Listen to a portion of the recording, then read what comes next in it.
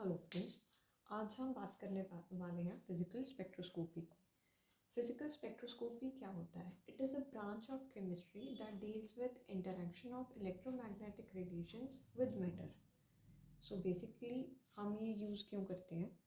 किसी भी मॉलिक्यूल का अगर हमने कोई स्ट्रक्चर या उसका कोई फंक्शनल ग्रुप जो उसके साथ अटैच्ड है वो पता लगाना हो तो हम फिजिकल स्पेक्ट्रोस्कोपी उसमें हमारी हेल्प करती है। अब हम बात करते हैं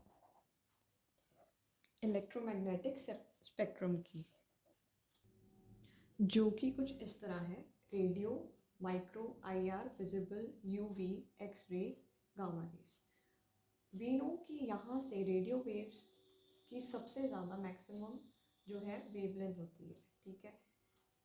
और जब हम रेडियो वेव से गामा रेज की तरफ जाते हैं तो जो एनर्जी है बेसिकली वो इंक्रीज होती है और जो वेवलेंथ है वो डिक्रीज होती है। अब डिफरेंट टाइप ऑफ स्पेक्ट्रोस्कोपीज के लिए हम डिफरेंट रीजन्स के अंडर हम इसे स्टडी करते हैं। जैसे रेडियो वेव के अंडर हम स्टडी करेंगे NMR, micro rotational spectroscopy, IR infrared vibrational spectroscopy and visible में इलेक्ट्रॉनिक।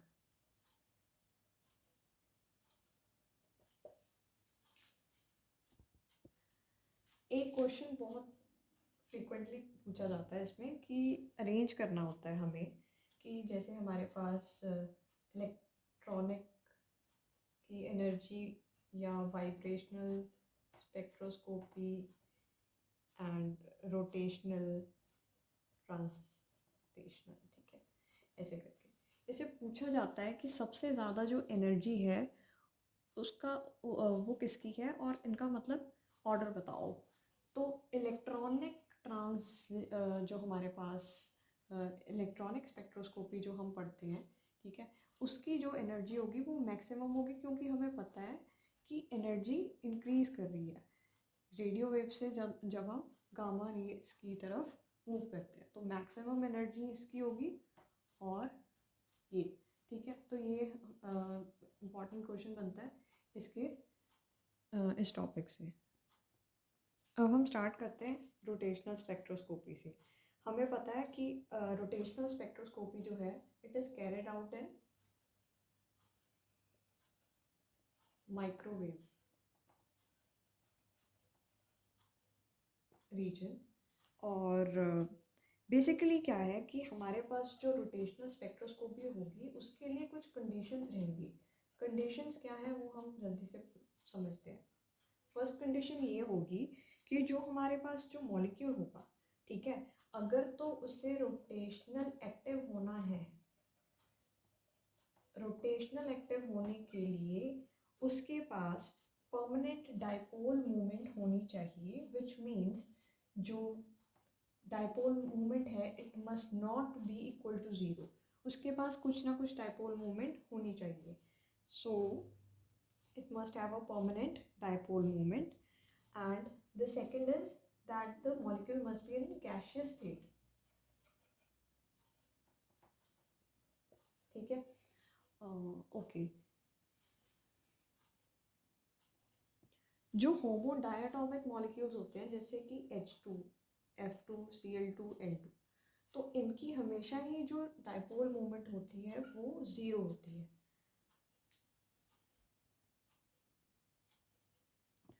तो एक चीज़ हम और कह सकते हैं कि जितने भी हमारे पास साइड में जितने भी इसके पास ग्रुप्स हैं तो सेंट्रल एटम के अराउंड अगर वो सेम होंगे तो वो क्या है, डाइपोल मोमेंट उनकी ज़ीरो होगी। और जो लोन बेसिकली एक कंडीशन और आती है कि उनके पास लोन पेयर अगर ना हो, लोन पेयर ज़ीरो हो और सेम मॉलिक्यूल्स जो है सेंट्रल एटम के अराउंड सराउंडेड हो, तो उसमें हम कह सकते हैं कि इनमें भी हमारे पास जो डाइपोल मोमेंट है ज़ीरो। जैसे CH4 C6H6 है ना, and SNF6 C2H2 C2H4 cyclopentane C2H6, इन सभी में हमारे पास जो डाइपोल मोमेंट होगी वो ज़ीरो होगी। और क्योंकि इनमें डाइपोल मोमेंट्स ज़ीरो होगी तो हम कह सकते हैं कि जो ये हैं इन्हें हम कह सकते हैं कि दे आर रोटेशनल इनएक्टिव।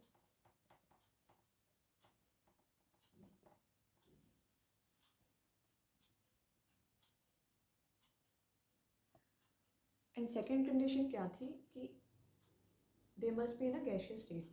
जैसे कि इसमें हमारे पास क्वेश्चन पूछा है which shows pure rotational spectra, तो आउट ऑफ दीज हम कहेंगे कि ये सॉलिड स्टेट में है, ये लिक्विड में है, so this is it will not be possible to show rotational spectroscopy.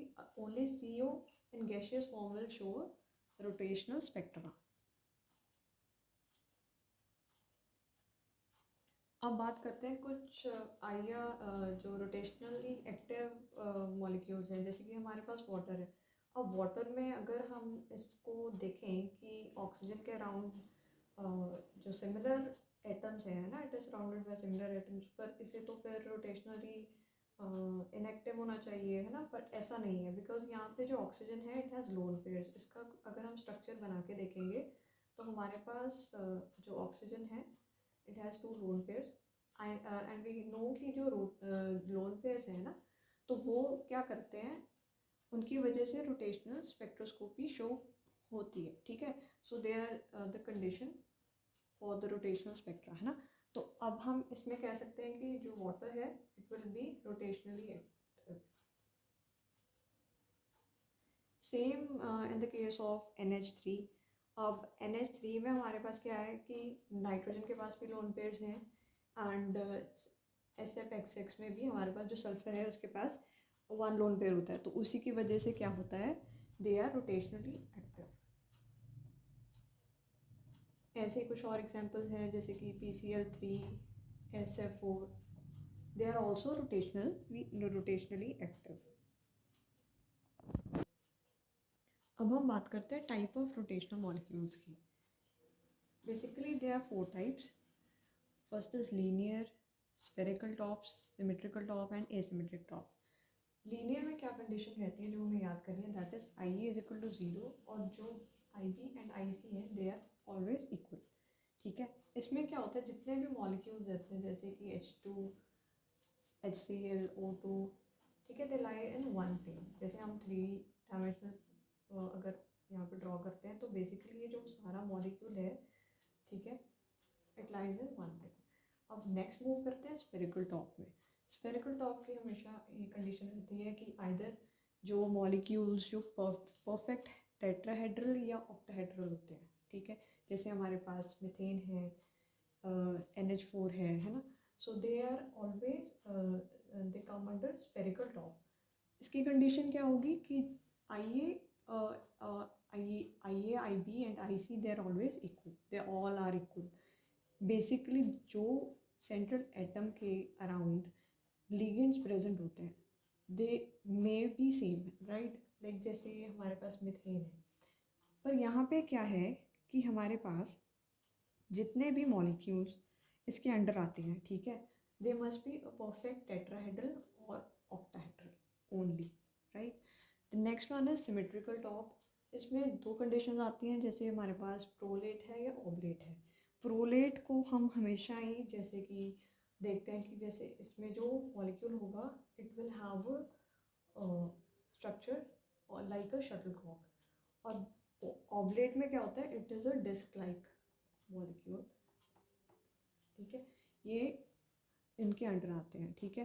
तो हमारे पास इसमें क्या होगा, IA की जो वैल्यू होगी प्रोलेट में हमेशा ही कम होगी as compared to IB and IC, but oblate में क्या होता है, ये चीज़ का ध्यान रखना है कि IA की value will be greater than IB and IC, right. So ये मॉलिक्यूल्स हैं जो इसके अंडर आते हैं। The last one is asymmetric top. इसमें क्या होता है कि तीनों ही जो है दे आर अनइक्वल। इसकी एग्जांपल है water, NO2 and boric acid. Next we will continue in the next video.